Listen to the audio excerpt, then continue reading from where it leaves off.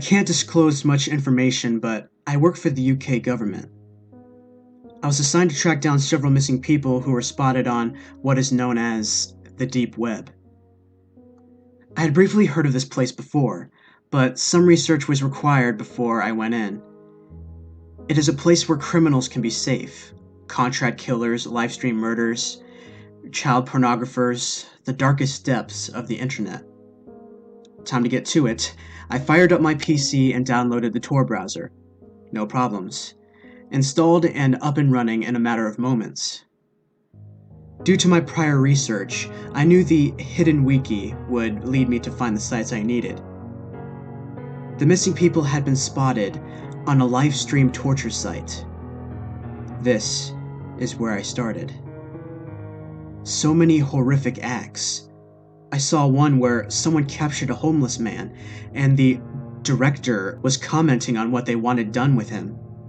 He had his eyes gouged out, face cut and skinned, all live. On with the search. I was looking for a white male, brown hair, blue eyes, around 6 feet and 195 pounds. This was not going to be a pleasant experience. I counted 23 people, if not more, being tortured, raped, mutilated, and brutally murdered in front of the camera. Until I found one which stood out. White male, brown hair, around 6 feet, who looked about 195 pounds. I had to endure watching him tortured and killed for 47 painful and horrendous minutes. After the murder, something even worse happened. I saw that the murderer cut open his chest and spread his ribs and lungs out like a bird. I'd seen this before. The Blood Eagle. The Blood Eagle was once used to kill a king who killed someone's father. Originated in Nordic civilizations. The details weren't important now. What was important was the fact that the Blood Eagle cult could be back.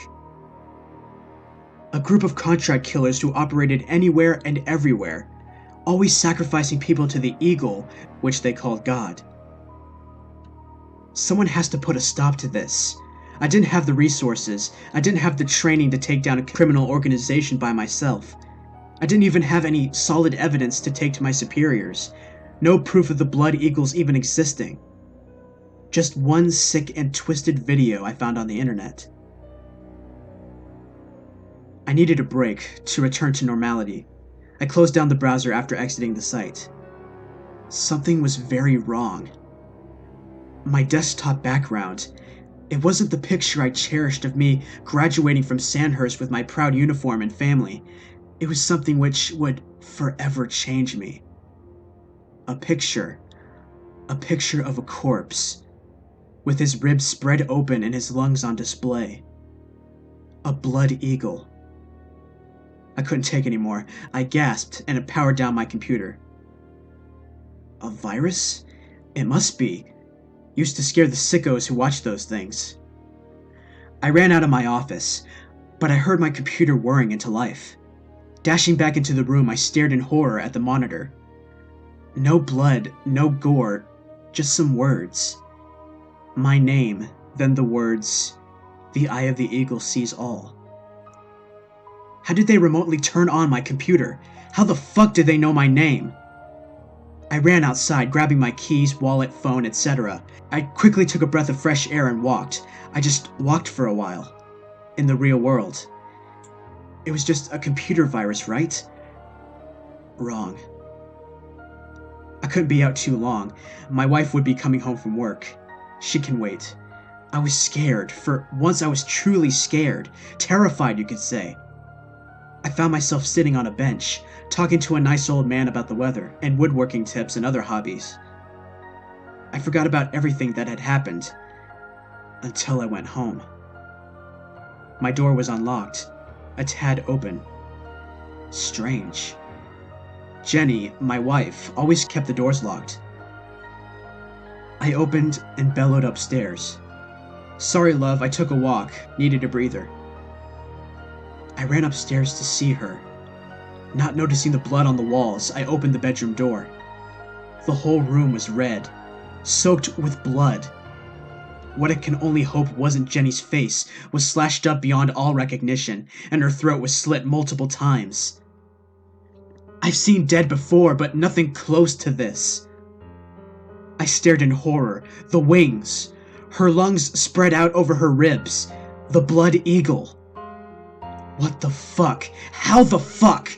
My flood of anger and fear and overwhelming misery was interrupted by a voice. It said my name, although heavily distorted. It came from my office. It came from my computer.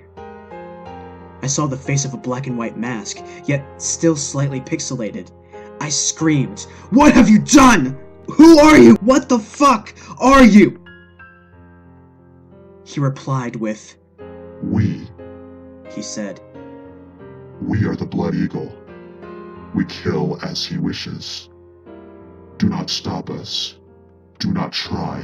Do not search us, or you and your closest family will suffer. The eagle sees all and can do terrible things." I was speechless, and feeling like I brought this upon her. I wanted nothing to do with this anymore. I made a decision. I rung the police, told them what happened. They investigated, said it was suicide. I couldn't believe it. Weeks passed. I was haunted by the event. I booked a flight to Canada. We had a nice little log cabin there. I packed almost everything I had, my trusty shotgun, clothes, all my cash in Canadian dollars. I left my life behind, quit my job. I never wanted to go back to the deep web, or have anything to hear from it. I keep to myself and live a relatively simple life. Therapy helped me recover. I'm happy now. Years have passed. I feel safe. Almost. However, let this be a lesson to everyone. The eagle does see all. Want to look into them? Want to stop them? Fine by me. I'm not paying for your funeral. Or the guy resembling your mangled corpse.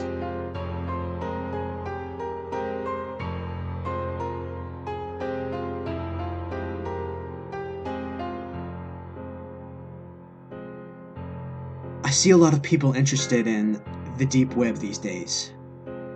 Mainly teens. People talking about red doors and many other alternative names to things they think that are real, but haven't seen themselves. People question this every day. Are these red door events real? Do they really happen? They are very real indeed. Unfortunately, people with sick minds who get off on torture and other abnormal things go searching for these red doors. And when they find them, they put great amounts of money just to control the show. The shows are usually hosted by someone from the Middle Eastern portion of the world. It's always a dark-skinned person hosting the show with their faces covered by a cloth or mask. The hosts always seem to be in a pissed-off, demanding mood, and always seem to be under the influence of some type of drug or booze. I am going to tell you the experience I had once when going deep into the deep end of the web. Some of you may have heard of it, but can't get there. You can't get there with Tor. Tor is infested with law enforcement. Red doors won't show up on the Onion anymore like they used to. The only way you can get to see a red door show is through Shadow Web. And to get to the Shadow Web, you need an anonymous server, which is called Skix. It's like the new Tor, but without the law enforcement. The world is a much more cruel place nowadays in the cyber world. As a recently retired FBI agent who specialized in cyber crimes all around the world, I am here to share a story of what I saw on one of my last cases before I retired. The case was never closed and got passed to the agent who replaced me. This was 4 months ago. I was working on a case that had been opened up through an anonymous complaint we had received online. The complaint was lengthy and, in detail, described and mentioned many acts of torture beyond what I had seen in my time with the agency. The tipster had sent screenshots of what he or she had seen one night while digging deep into the deep web. They explained how they had been a regular on the deep web, but how everything was dying out due to LE, that they wanted to dig deeper. So they found the shadow web. The process of becoming a member of the shadow web was lengthy.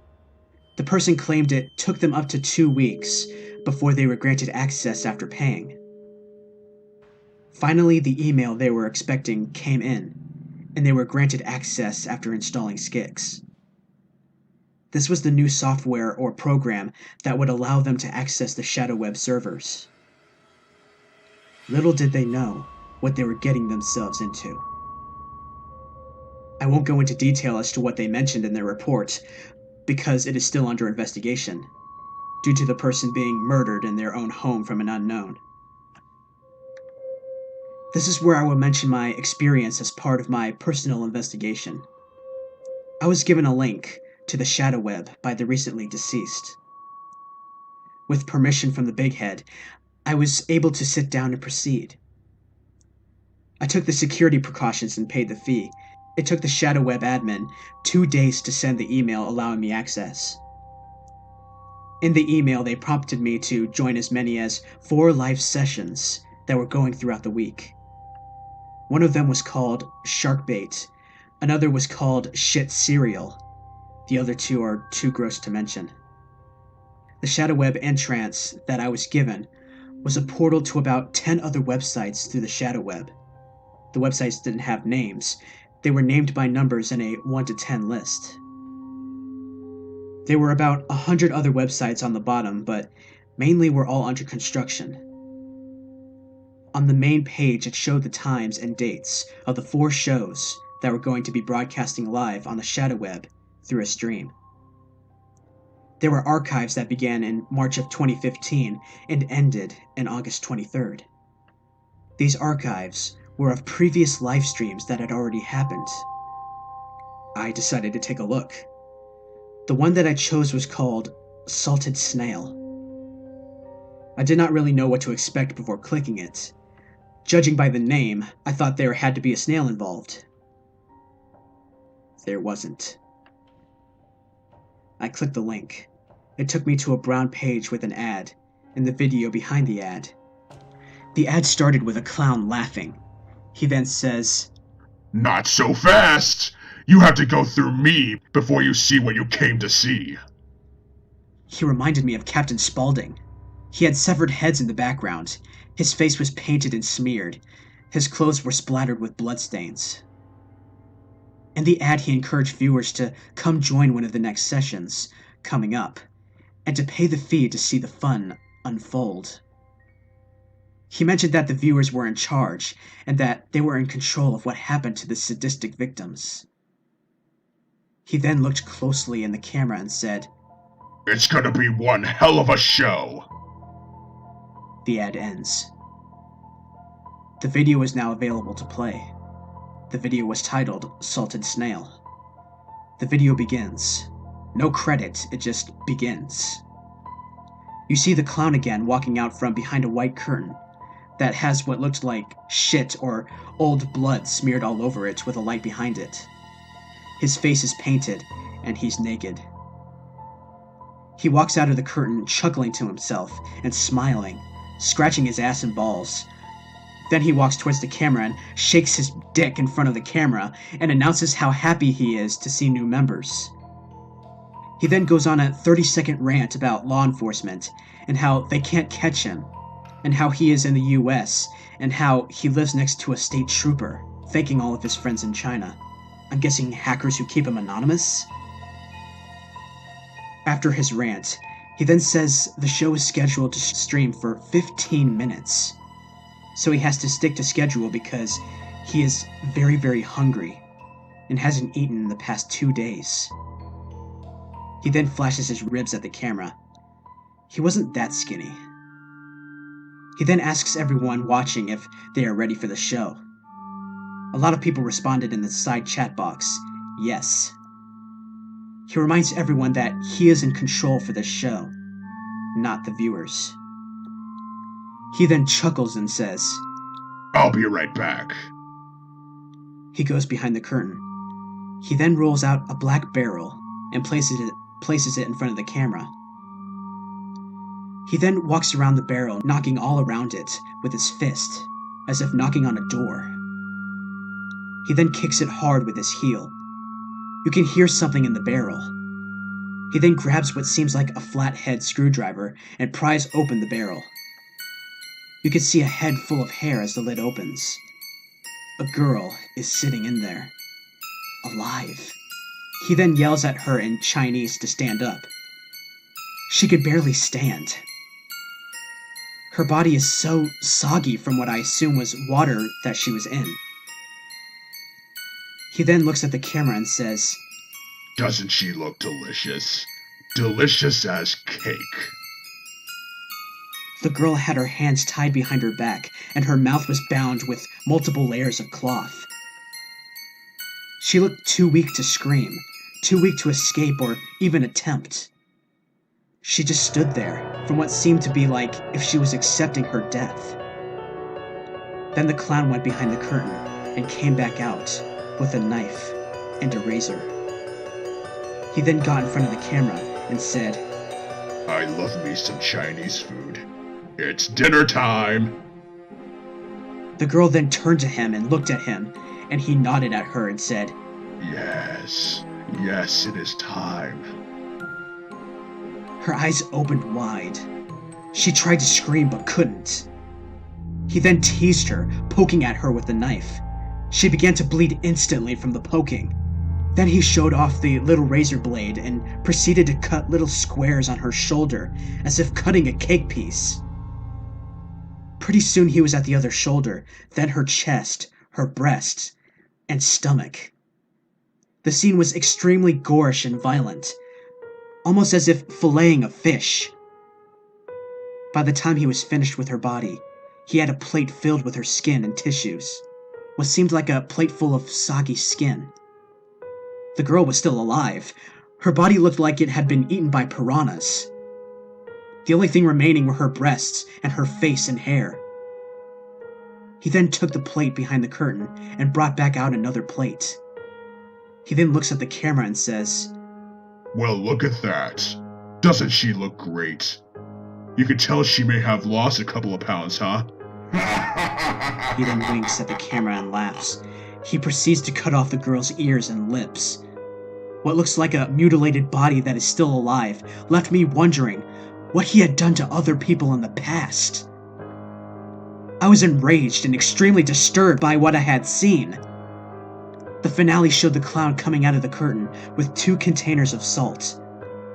He then poured the salt all over her body, where her skin has been cut off. He poured a good amount on her ears and lips too. The girl suffering, hardly moving, but still somewhat standing. He then looks to the camera and says, "I bet you motherfuckers thought I was going to kill her, didn't you? I'm not a murderer." He then pushes her head back into the barrel and closes the lid.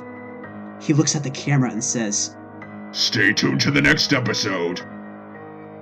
The camera then shows him putting a white tablecloth over the barrel and placing the plate full of soggy flesh on the barrel. He then lights a candle, grabs a fork and a knife and pulls up a chair. The camera shows him there eating the flesh while chuckling away and talking to himself.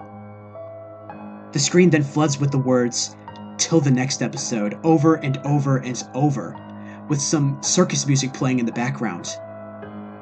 The camera then dims as it shows him there eating and laughing away.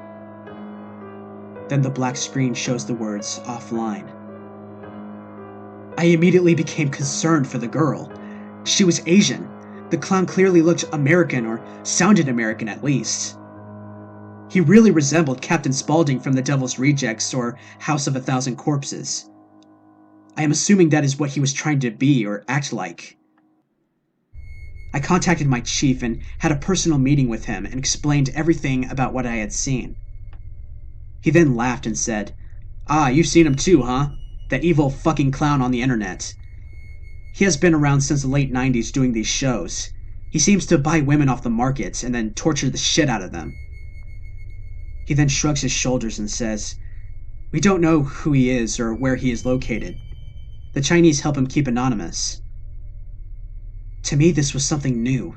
As an agent who dealt with homicides and piracy, I had never encountered nor seen anything like this. I am now retired and thought I would share this story with Reddit. Everyone should know, the deep web is deep and free, but the shadow web, that is something you don't want to go to.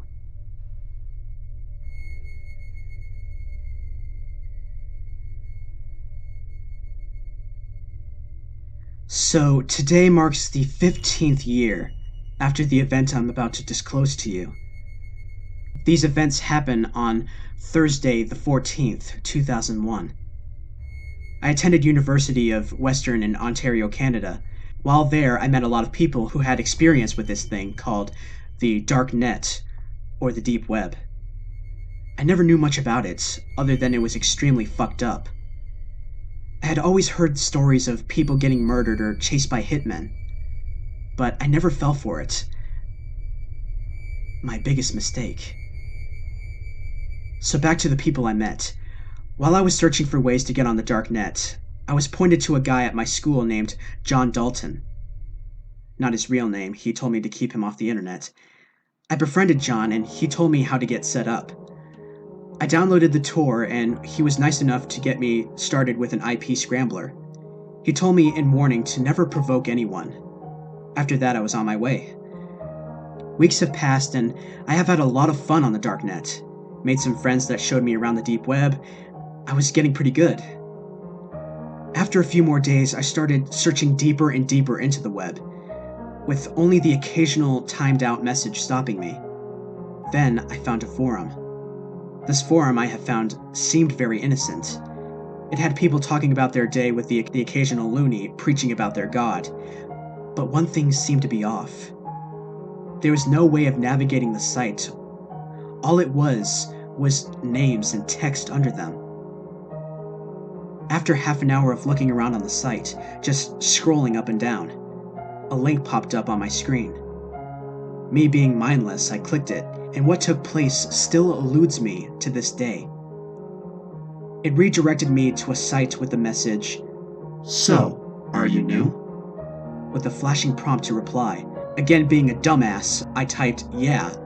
After I typed that, my computer turned off and rebooted itself. Everything was black. My wallpaper of my family's Albert 37 sailboat, the toolbar, and everything. 5 seconds later, a new prompt popped up saying, "Now that I know who you are, Patrick Cornwall." Not my real name once again. I used this to protect me and my family. I immediately sat up, freaking the fuck out as I stared at the prompt with the words, "Type your message here," flashing before my eyes. Quickly after the message popped up, another message popped up. "Huh, the quiet type. Don't worry, you're not in trouble." So I typed back my response. Then I was redirected back to the site I was on, but this time it was different. Photos of naked people popped up, mostly black teens. All over the place were the words value, strong, controllable. I just realized that they were selling people. Real live people. I freaked out at the live chat prompts with people sharing stories of how they murdered them. Pictures popped up of beheaded people. And then all of a sudden I get some messages from Frank Crosser with the words new. I then freaked out and typed, "How can you do this?" after he sent me pictures of the latest victims. Soon after, I was redirected back to my desktop, still black with the words, "Ugh, another little bitch visiting the real man's web." I stupidly sent back, "I'm calling the fucking police, you twisted sack of human shit." Soon after, I found myself on a new site, with the words, "Hitman for hire." I saw my name at the top of the list. Soon more text was sent back. "Tell me, do you want to die? Because on the road you are on right now, you will wish you'd been dead." I could not send anything back because of how shocked I was. Then another text read, "I know where you live. I know your phone number. If you call anyone with the topic of me, I'll have you killed." Now, after that, I have never gone back. I never told anyone, and I moved further north, North Bay, Ontario, and I had not a single thing followed me from that site. Until 4 weeks ago. I was showing my son, age 7, how to use the computer safely. While we were there, just Googling about, my screen went black. The words popped up. You think I'm gone? I noticed a blue light flash as my face cam turns on, and I thought, thank fucking God that it was broken. I then get one last response. I'll always be with you. Then everything went back to normal. My son was a little confused by my shocked posture, but other than that, everything was fine. Still, I get the occasional shiver when I hear my PC boot up. The power button is a little sticky. It has been doing it for years, or so I thought. It never came to me that maybe it was because of my university years and my stupid access of the deep web. I'm lucky to be alive, but not happy.